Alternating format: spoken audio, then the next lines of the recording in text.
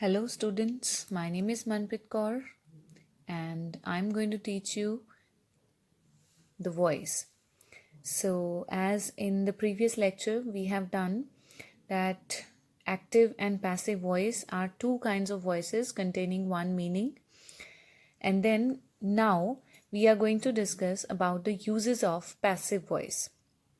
So, if we talk about passive voice, what it is and why is it important in English language to learn about passive voice? So, passive voice plays an important role in our day-to-day lives. So, the first one, why do we use passive voice? Number one, when we do not want to mention the doer of the action. So sometimes there is a need that we do not need to mention the doer of the action, but something which has happened, the object, the receiver of the action. When that is important, then we need to write and speak that sentence in the passive voice. For example, here, she was found cheating. Now, we do not know by whom, and moreover, it's not even important to know that by whom she was found cheating. So, the main important thing is she was found cheating. Second example, English is spoken all around the world. So, here we emphasize not the doer but the receiver or the object, that is English. Then number two, when we do not know who is the doer of the action, as my pocket has been picked, the thief has been caught. Now there is no need to even know who is the doer of the action. Now somebody's pocket has been picked, and we obviously know that if a pocket is picked, the person would be the pickpocket, the one who has pick the pocket, and the other one, the thief, has been caught, and we know that obviously most often it is the police who catch the thief. So here the most important thing is the thief has been caught. We do not need to worry that who caught the thief. So here also in both these sentences we use the passive voice. Then number three, when we want to emphasize the recipient of the action, again when we emphasize on the object. The king was cheered by the people. The winning team was cheered by the audience. So now here the most important thing is the king who was cheered up. Let it be by anyone, by the people, or by his members, or anyone. Now the winning team was cheered, so most important is the winning team was cheered. And obviously, even if we do not mention by the audience, it is understood that if the winning team is cheered, it means it is cheered by someone. Now again here in this tabular form I have mentioned where is the passive voice used in day-to-day life. So we use the passive voice in writing the notices, in report, invitation, definitions, telling about history or past events, to focus more on the object. As for example in notice writing we start with it is to inform all the students, right? So it is informed, so helping verb plus verb third form. So and moreover that is the impersonal use, there is no subject, so there passive voice is used. In report writing, when you read a newspaper report or any kind of report, we use the passive voice. Invitation, you check any invitations, any wedding invitation at your home, you just check the first sentence, it would be in the passive voice. Then definitions, if you want to just check in all your definitions given in your science and history books, all the definitions are also given in the passive voice. Okay, and when you talk about the historical events, for example, like Guru Gobind Singh Ji was born on so and so date in so and so year, so was born. Okay, so that is also in the passive voice. Now if we just move to the next, you can just check in. So according to the ICSE pattern and according to some of the topics which are same in ICSE and ISE, so here are important points related to active and passive voice. So first one here is Whenever there are some of the sentences given to you in the board exam or in any of your books while you practice, then there are some like 1, 2, 3. Here in total there will be 6 points which I will be covering in this lecture. So the first one, transitive verb having two objects. So already we have done it, that active voice consists of subject plus verb and the object. So verb here in active voice would be the transitive verb. So here in first point, they make it clear that transitive verb having two objects, and it may be more than one object which is there given with the verb. Now here what we have to keep it in mind is, in this case, either the direct or the indirect object may become the subject in the passive voice. Now here, for example, let me make it more clear to you with the help of an example. I gave Rita a pen. This is active sentence because I is the doer. I did some action, I gave. So gave would be the verb. Now, you might have learnt in your junior classes that how we come to know the direct and indirect object is, if you pick up the verb give. Now gave what? Gave a pen. So if your verb answers what, the object will be direct object. And if I just question like in a way, I gave whom Rita, I gave Rita a pen, so Rita will here be indirect object.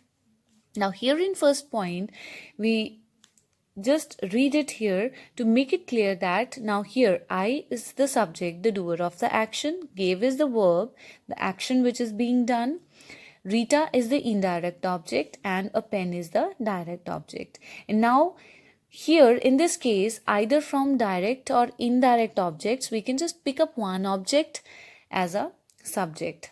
So here the answer would be a pen was given, because in passive voice with the new subject, that is the object in the active voice, we make it as a subject, use the helping verb according to the tense, verb third form, by, and the other part.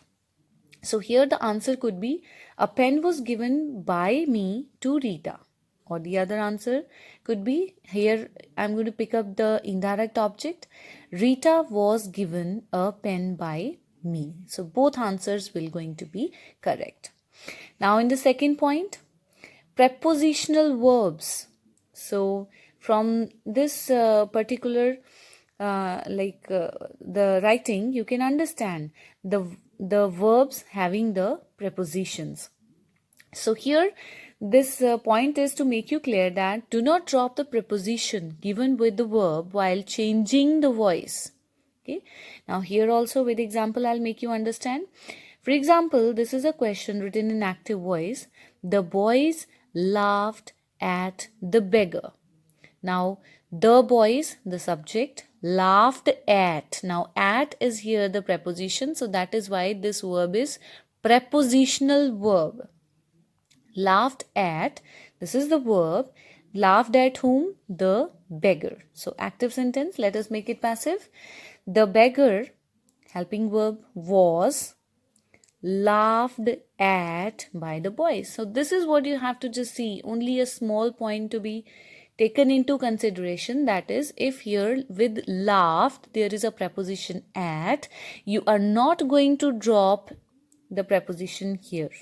Okay, means इसको आप ऐसा ही लिखोगे, the beggar was laughed at by the boys. आप ऐसा नहीं लिखोगे, the beggar was laughed by the boys. वो आपका गलत हो जाएगा. So here you should not drop the preposition which is at here. Now third point is auxiliary verbs. When the verb in the active voice is an auxiliary verb, be and the past participle is added to the verb in the passive voice. So again, let me make it clear to you with an example. So here, for example, you must do the job. you subject, because I'm preferring, I'm writing all the questions first in the active voice and then changing it into passive. Once you just get clear with all the points, important points, and one shortcut, some tips for just quickly changing the active voice to passive voice, you will be able to understand it.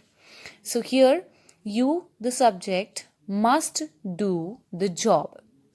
Now here you is the subject, must is the auxiliary here, do is the main verb, the job is the object.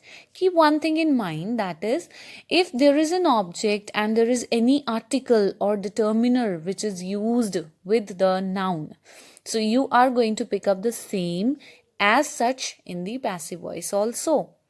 Now here main focus is if there is any auxiliary verb here. So earlier we have just read it that with the auxiliary verb, be and the past participle form is added. So here you just see here the job. So here this is the object. Now it becomes the new subject. The job. This is auxiliary must. So here we have added be and the past participle form of the verb. So the job must be done by you. Then number 4, interrogative sentences. Now interrogative sentences means the sentence which end with a question mark. So here one thing you have to keep in mind, many a times the students what they do is they get confused between the transformation of interrogative sentences from active to passive and in the narration. Keep it in mind, in active and passive voice, the question remains a question, but in narration, direct, indirect, there the question becomes a simple sentence, assertive sentence.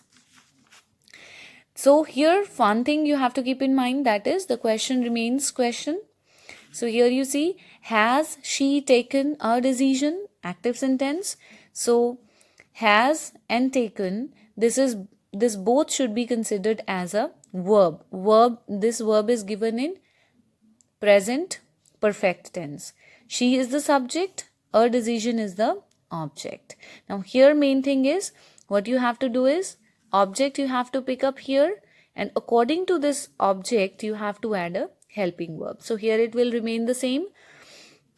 अगर यहाँ पे होता has she taken some decisions, अगर यहाँ पे S होता plural होता तो here what here should have been have some decisions. Okay, but here according to this object which is singular, so here we have to again use has a decision been taken by her.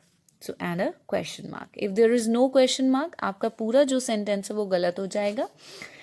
Then number 5 is imperative sentences. Now let me just make it clear.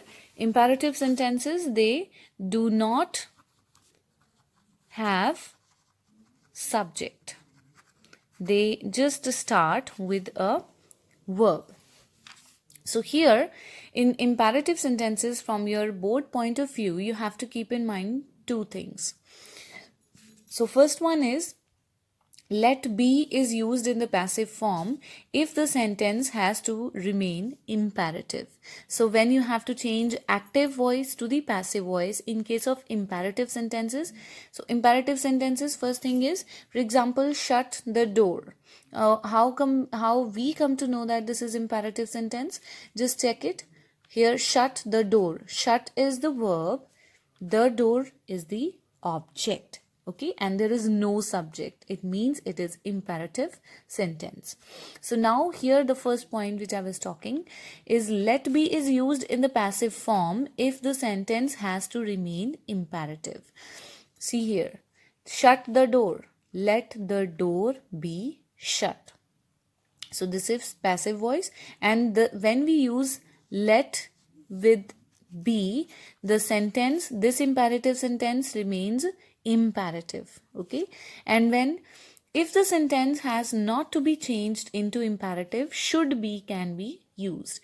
अगर हम चाहते हैं, अगर इसको हमने imperative sentence नहीं रहने देना पैसिव वॉइस में भी, तो हम should be लगाएंगे. The door should be shut. Now students, it depends कि एग्जाम में जो क्वेश्चन आपको आता है, you know very well, either they give you कि begin with, okay, or end with.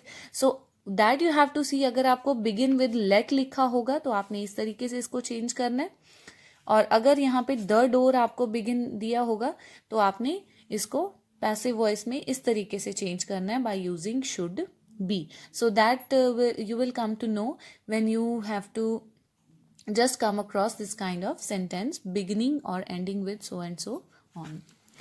So after this, the last point, which here in some important points which I'm going to include, is sixth point is the doer of the action. Now here, when doer of the action is not mentioned in the passive voice, it must be supplied in the active voice. Now इस तरीके का sentence हमने पहले भी. So yes, so earlier when we were talking about the use of the passive voice, there we have done two sentences. My pocket has been picked, the thief has been caught. So here we did this point when we talk about when the doer of the action is not important. We are not giving importance to the doer of the action. Now similar kind of sentences if comes here in point number 6, that is when the doer of the action is not mentioned in the passive voice, it must be supplied in the active voice. Now here I'm not writing the active sentence here first, I'm writing the passive one. My wallet has been stolen. अब ये passive voice में given है, you have to change it into active voice. Now you just see, someone has stolen my wallet. Here in passive voice, it was given my wallet has been stolen, but we do not know by whom. But when we change this passive into active sentence, we need to mention that someone has stolen my wallet. You need to write the subject here. Okay, so these are some of the points which you have to keep in mind while going for your exams. During this revising of your active and passive voice, you have to keep point number 1. This is transitive verb having two objects, means from any two objects you can pick up any object as a subject in the sentences. Both sentences will be correct. Then number 2, prepositional verbs.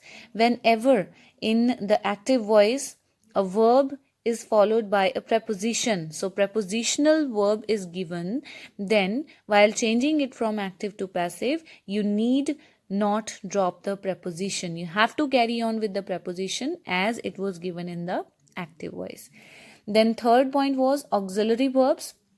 So whenever there is a auxiliary verb, for example like must, can, or any of the modals, then these must be followed by be and past participle form of the verb. This was our third point. Then fourth point was interrogative sentences.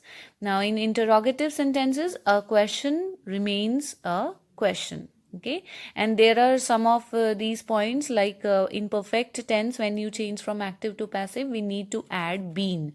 So in my next lecture, I would be giving you some of the very short tips which you can follow to quickly transform the sentences from active to passive and vice versa.